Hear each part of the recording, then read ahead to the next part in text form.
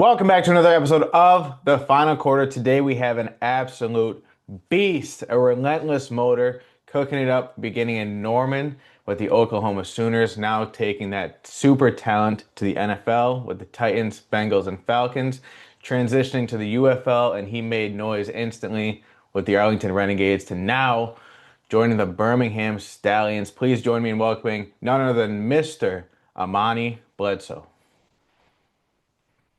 Sir, Amani, we are fired up to have you join this podcast. We're going to talk football, mindset, and what it takes to get to that next level. So I want to formally say welcome to the final quarter. appreciate it. Thanks for having me. Amani, kick things off. How are things going on over there? Talk to us about that. Yeah, so I'm actually back home right now, still training in Kansas City, just trying to prepare the body for everything I need to do to have another dominant season in the UFL. So yeah, whatever it's like meal prepping, workouts, things like that, and rest too. hmm Yeah, just anxious to get back out there and have another great season. That's beautiful. We're pumped. So we like to kick things off and go all the way back so people get to know you as much as I got to enjoy looking up and doing your research and getting to know you. So starting it off, Lawrence, Kansas, class of 2016 under coach Dick Wedd. And you got this nickname, Moose. And Yeah. please tell me about where this came from.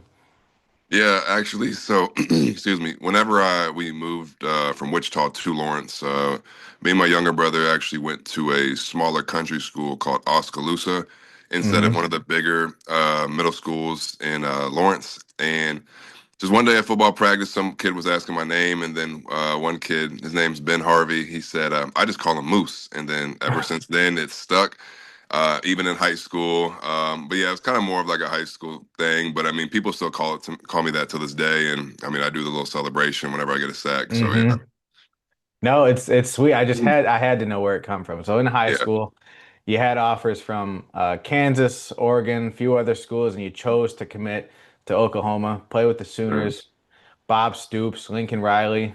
Hmm. Get back to Bob Stoops in a second. You played with incredible, not only coaches, but players too. Obviously, Baker Mayfield, Kyler Murray, Joe Mixon. Hmm. Had a few seasons there. 59 tackles, 7.5 tackles for loss, 4 sacks, and 8 pass deflections. Big 12 championship, Sugar Bowl, got to play in the Rose Bowl. Incredible Hmm. college career. Incredible. And you go undrafted in 2019, picked up by the Titans, right? And then you were released, picked up by the Bengals, put on their active roster in those kind of few games, and then you were put back on the Titans, then waived back on the Falcons. You played a few games in the NFL in a total of 3 seasons, 18 tackles, 3 PBUs, and then UFL calls and you don't hesitate at all. You go over there and dominate. You're talking 10 games, 17 tackles, 2.5 sacks, and funny enough, coached by Bob Stoops again. Yeah, yeah. So it's full circle moment, and you were just an absolute freak athlete. You're talking on UFL's website, it has you listed at 6'5", 295. And you're talking in your pro day 32 reps on bench, 38-inch vert, and a 4.75 40-yard dash at 6'5", 295. Just a monster.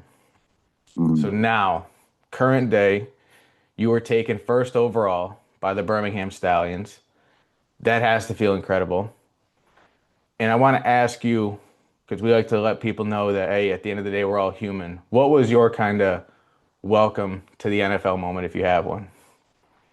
Um, for me, it was kind of just walking into like a meeting room, like you're seeing these dudes with just full beards and white in their beards. I'm like, man, like my beard is still developing at that time. And I'm like, man, these guys. But obviously, as far as like the play goes, I would say just kind of the speed and Mm, because like the physicality was there for me at Oklahoma because we had a lot of iron sharpening iron moments. I mean, we had some of the mm, greatest O lines, D lines there, so we were having like constant battles there in practice, and that was kind of my welcome to college moment, like high school to college. Like, even though we were playing like a smaller school, like it was really just a mm. speed, and that's always what people say. Like usually when you get a feel for it, things will slow down. That's kind of how it was with the NFL, and so it was really just a speed. I mean, I've had the physicality, but um, if you're thinking too much and about your assignment, overreacting, things like that, then Hmm. it's going to make it seem like you're playing slower and you don't have a good chance to use that physicality. So that's always been kind of big for me. I've always been like a big film guy because for Hmm. me, like I like to know my job and the job of people around me because it slows everything down for me. Like I don't just want to know my job because anywhere on the D line, typically you're interchangeable, and the more you know, the more you can be useful to the team and the Hmm. defense and things like that. So for me, it's always like how much film can I get in? How much can I slow the game down for myself so I could play absolutely as fast as possible and just pick up on tendencies of the offensive line, formations, things like that. Hmm. Situational awareness. What do they usually do in the red zone or goal line? More quarterback runs, things like that. So yeah. Wow. So even playing, because you played at one of the best football colleges in the world, even playing in Oklahoma and going to the NFL, that speed and how fast it is still a big difference. Oh yeah, absolutely. It's every level you go to, it's always just a different level of speed that you kind of have to adjust. But I mean, if you're intentional about the film and knowing your job, that allows you to play as fast as possible. So yeah. Mm. Wow. So this one's a little bit tougher. You're a defensive end and an absolute monster. You can only pick four. Who are your top four, Mount Rushmore, if you will, of defensive ends? Oh man, that's tough. Defensive ends. I'll probably just go D line for you. Hmm. Let's see. I would definitely put.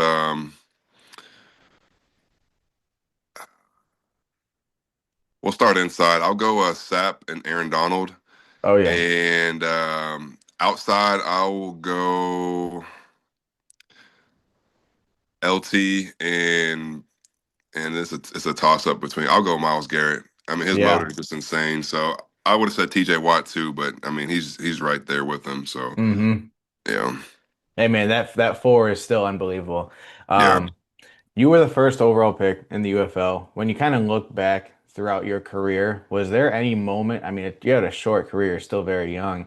Is there any moment that kind of shaped you throughout, whether it's the college, the NFL, or even your first season in the UFL, that kind of best defines Amani Bledsoe and gives the viewer something to really grab onto?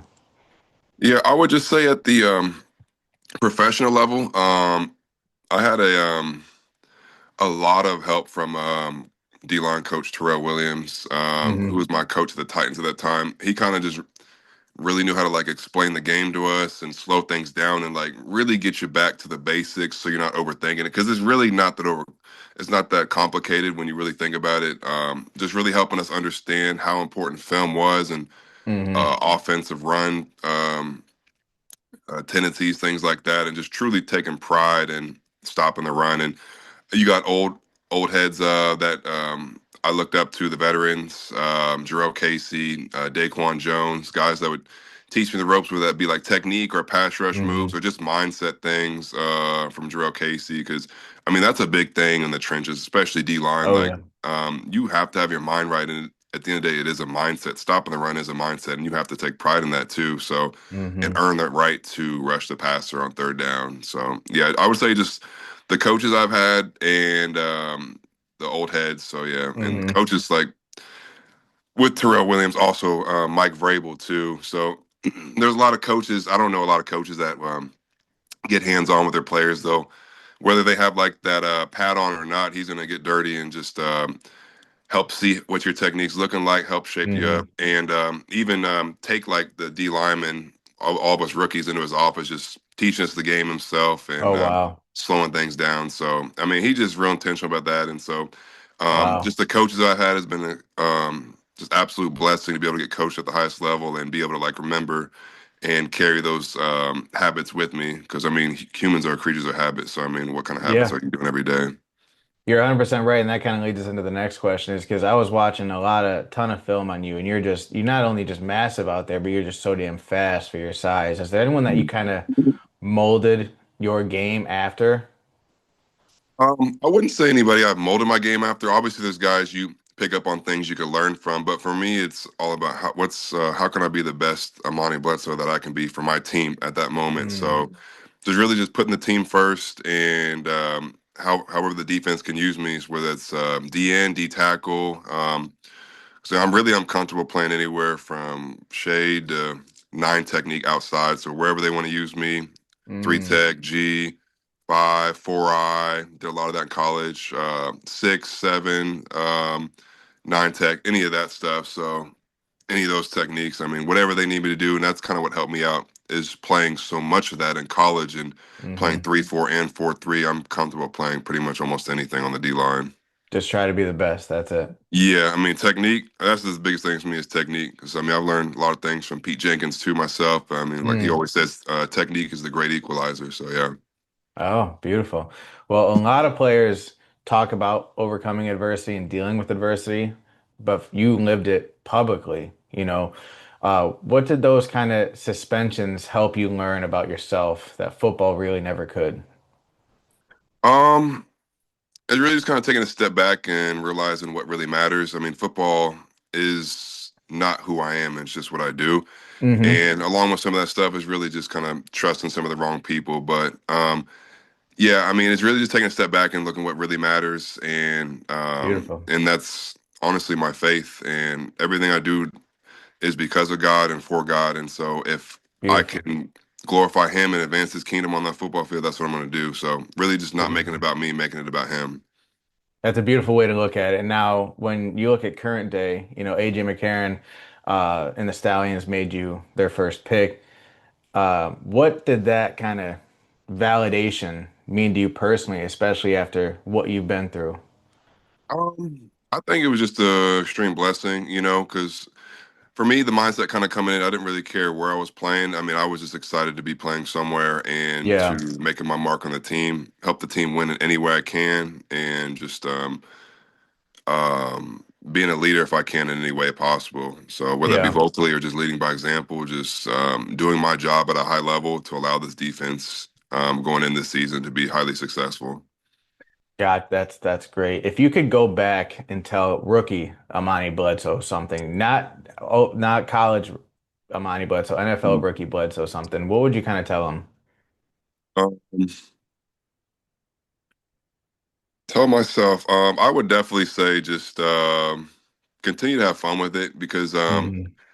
I think no matter what career it is somebody's doing, I think we get lost in the moment of all this pressure and trying to be the best you can, which is nothing wrong with that. But I will say, just when you're truly like in a flow state, having fun with it, it's going to make everything else that much easier. So just not Mm. overthinking anything, just have fun with it. That's beautiful. Let's take a second before I ask this next question. You have a great outlook on life. You have an incredible outlook on life. I've interviewed a few UFL players this year so far, and you have one of the best outlooks I've ever seen. So that is great. Um, Appreciate it. do you look at the UFL as a second chance to go to the NFL, or do you kind of look at it as an opportunity where you can finally be yourself and just be a dog out there? Um, I would say. I just view it as a chance to play football at a high level and just put your best tape out Hmm. there. Whether that's for you to stay there, play somewhere else, NFL, CFL, whatever. But yeah, just a chance to really put your best tape out there and just play at a high level. Yeah. So I like to ask a lot of NFL players this because you guys have been through so much just hard work and adversity. What's the best piece of advice? And you can even talk about your faith. What's the best piece of advice that you've ever received and why? Well, yeah, I mean, any advice that's really helped me a lot for football has been a lot of the faith stuff because I mean, in such a performance-based field where you have to perform to feed your family and even to stay on the roster and things like that, you have to keep that faith. And like I Hmm. said, that is the most important thing in my life. And I've really connected greatly with a lot of the team chaplains, whether that be at Oklahoma, um, um, Titans, Bengals, Falcons, just connect, and even the Renegades. So I Hmm. guess that's what I'm looking forward to the most is with the Stallions. Is I'm gonna miss my guy Chris with the Renegades, but I'm also always looking forward to meeting a great new chaplain and connecting with them and That's just beautiful. helping continue to build the faith and spread the faith as much as possible. Because, like I said, football is what I do; it's not who I am. So, yeah. Hmm. Do you have a favorite Bible verse you go to, like Philippians 4:13 or anything like Yeah, that? so I've got a couple. So Proverbs 3, 5, 6 is one of my favorite. Trust in the Lord with all your heart, lean not on your own understanding in all your ways, submit to him, he'll make your path straight. And then another one I like is Matthew 6:33, and seek first his kingdom and his righteousness, then all these things will be added to you as well. And then Hmm. one of my favorite ones for like game day is Joshua 9, have I not commanded you, be strong, courageous, that one. So yeah, there's really a lot of them, but yeah, it's just that's kind of what helps keep me grounded and reminds me who I am and what I stand Yeah. for, and reminds me that this is just a kid's game at the end of the day. So like, just have fun with it and Yeah. do it at a high level. And I mean, at the end of the day, God wants us to enjoy this game and have fun with it. But my most important thing is He's blessed me with the gifts to play this game. So any chance I Hmm. get, I'm gonna glorify Him through prayer and then how I go about my business too on the field. That's 100% right. And I wish a lot of people had those mindset. And you brought up Matthew chapter 6. In that same chapter, he says, pray more and worry less. Yeah, yeah, You know, that's just a beautiful outlook. So you're joining a incredible Stallions team who easily had the best draft there is. And AJ McCarron's bringing so much talent to that team. And obviously right. you being the first option. What are your kind of goals for this year in 2026? Yeah, so at the end of the day, I mean, I know it's kind of a basic answer, but it's just being the best Amani I can be for this defense, and then Hmm. everything else should fall into place, tackles, TFL, sacks, all that stuff. So it's really just understand. Really, step one is just understanding the playbook inside and out. What are the guys next to me doing? Guys in the back end, understand what the Hmm. coaches are trying to get out of this call to help me play at a high level. Because I mean, I know I don't try to dog the guys that just want to know their job, but me personally, that's just what helps me play faster, like knowing everything and systems like that. Because I don't want to get on that football field and then the guy next to me is asking, "What do I got? What do I got to do for this?" I mean, I don't Gotcha. dog those guys because I mean it's my job to help them out in those opportunities because I've always been such a film and playbook guy. So just Hmm. understanding that nature and just preparing myself to be healthy and be in great shape, just so I can be the best player I can be for this defense and Hmm. just to play loose and not overthink and then trust God out there. So that's the biggest things for me. Yeah, that's a beautiful answer. Amani, that's really all we got for you. You are an incredible person and an incredible player. We're going to be watching you all season long. We know you're going to kill it. Good luck to you, and I want to personally thank you again for your time and being on this interview. Thank you so much, Amani. Yes, sir. Appreciate it, Matt. Have a blessed day. You too, brother.